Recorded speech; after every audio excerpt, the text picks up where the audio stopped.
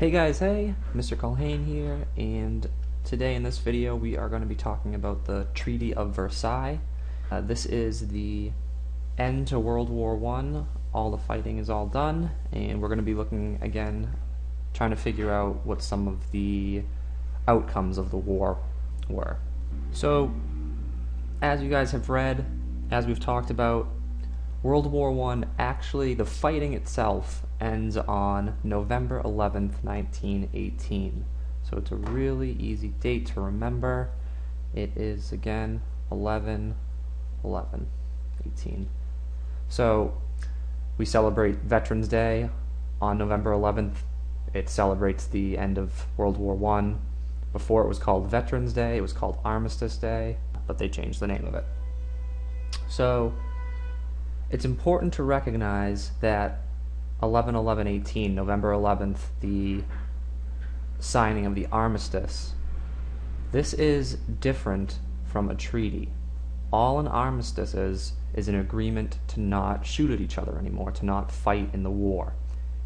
Germany still had to officially surrender, and they had to spell out what were going to be some of the terms of the surrender. So that's what the Treaty of Versailles was. Now, the main real point of contention was whether or not the Treaty of Versailles should be punitive or not.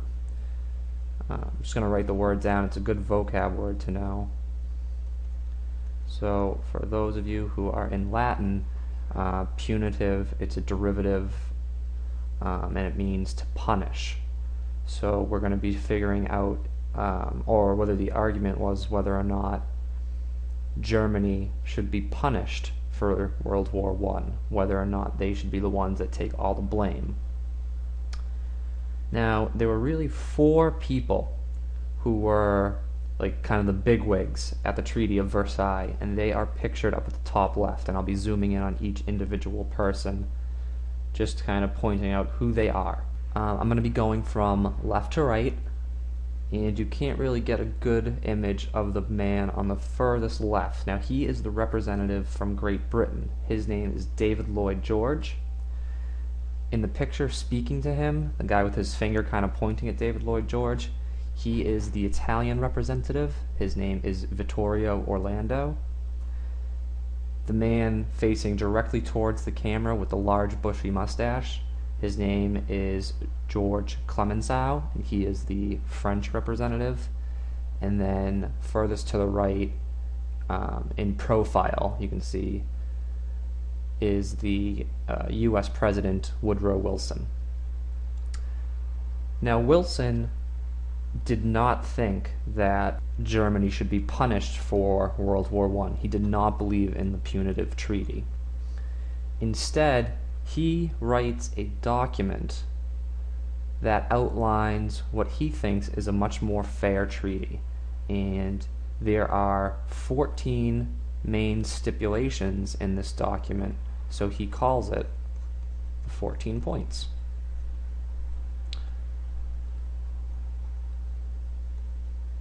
Again, this is written by Wilson, and it is non-punitive. He does not want Germany to be punished. He thinks that will just end up causing more problems down the road. The big thing for Wilson is that he wanted to create a peace treaty that would prevent future wars. He thought that these 14 points would outline a way for Europe to avoid future wars. Unfortunately, Orlando, Clemenceau, and George, since their countries had taken much more damage and had lost much more lives, they felt like Germany should be held responsible for the war. So 13 out of Wilson's 14 points are rejected at the Treaty of Versailles. The only one that is accepted, that they end up doing, that they end up following through on, is the League of Nations.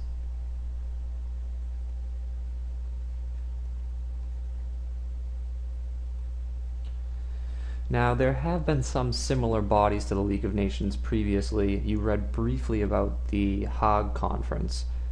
Basically, all the League of Nations is a council of representatives from throughout the world that would If there was a disagreement between two countries and they were preparing for war, instead of actually fighting with one another, the idea was that you would go to the League of Nations and you would try to settle your disputes there, using kind of a conference as opposed to actually fighting one another.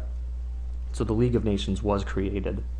It's kind of analogous to today's United Nations. It's a very, very similar idea. Getting back to the Treaty of Versailles itself, some of the problems that were going on with the treaty, none of the Central Powers were invited. Germany, the remnants of Austria-Hungary, the remnants of the Ottoman Empire, none of them were invited to the treaty. They were not allowed to see the document. They were not allowed to put in any input into the document itself. Basically, they were told that once these men, Orlando, Clemenceau, George, and Wilson, once they write and agree on a treaty, the Central Powers would be forced to say okay and sign it. And if they didn't agree to it, these four countries would resume the war against the Central Powers. So it basically forced, especially Germany, to just accept whatever was being told of them.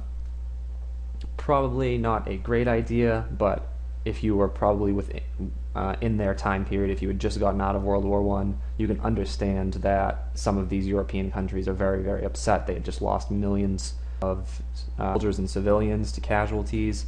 They had just spent billions of dollars, and they needed to blame somebody. And Germany, again, would take the brunt of that. So, two of the big outcomes for Germany when the Treaty of Versailles is finalized is that, number one, they have to agree to the War Guilt Clause.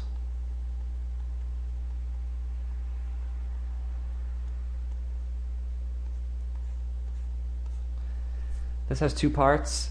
Number one, Germany has to pay for the war. Wars were super expensive. In the note somewhere, it outlines the total cost for the war. It was somewhere in the hundreds of billions of dollars. Germany would have to pay back France, Great Britain, and Italy for the war. So they'd have to make like loan payments every year. And number two, they also had to agree to take the blame for the war. So they had to agree that it was their fault that the war started. If you can assume, most German people were not very happy with this. So the German Empire now ceases to exist. It is instead replaced by a republic centered in the city of Weimar, which I've used a little red highlight on the map to show you where the location of Weimar is. And I will just also spell out the name of the city so that it will hopefully stick a little bit better. But it is called the Weimar Republic. And those of you who take German, you know that those W's are pronounced like V's, so it is Vi, not Weimar. Now, the Weimar Republic has a bunch of problems going on right off the bat because of the War Guilt Clause, because of the Treaty of Versailles. First of all, there was there were many insurrections within Germany due to the general disgust with the Treaty of Versailles. So what the Weimar Republic did is it relied on returning soldiers to actually keep peace within the country. So they weren't really regular police officers, but they weren't really military personnel anymore. So they're called paramilitary groups. So these paramilitary groups were relied on by the Weimar Republic to kind of suppress any rebellions. And there are two rebellions that these paramilitary groups really helped the Weimar Republic put down. And without these groups, the Weimar Republic probably wouldn't have survived very long. So the first rebellion they put down is called the Spartacist Rebellion.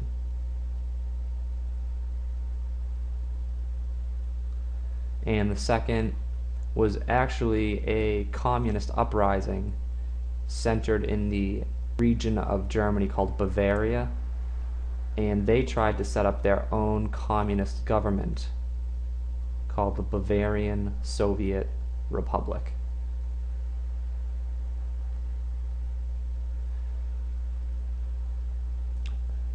Now, these two attempts to overthrow the government were both squashed by these paramilitary groups. So, X them out.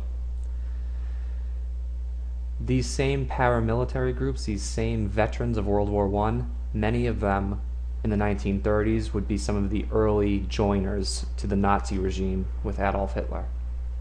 So the end result for Germany is that they lose some of their most profitable regions of their nation to France, to Poland, and they're not really given a very fair treaty because, like I said, like you have learned, they were forced to sign a punitive treaty. They were forced to be punished.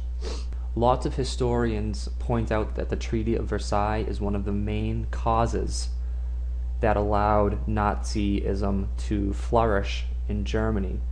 A lot of historians make the argument that if it was a non-punitive treaty, like Woodrow Wilson wanted, it would have been much more difficult for Nazism to flourish because Germany would have been more prosperous. They wouldn't have had to be making all of these reparation payments to France and Great Britain. And it's a pretty valid argument. You can't say definitely that Nazism wouldn't have been established, but perhaps it would have made it less likely. So in our next video, we are going to be looking at other nations that were affected by the Treaty of Versailles.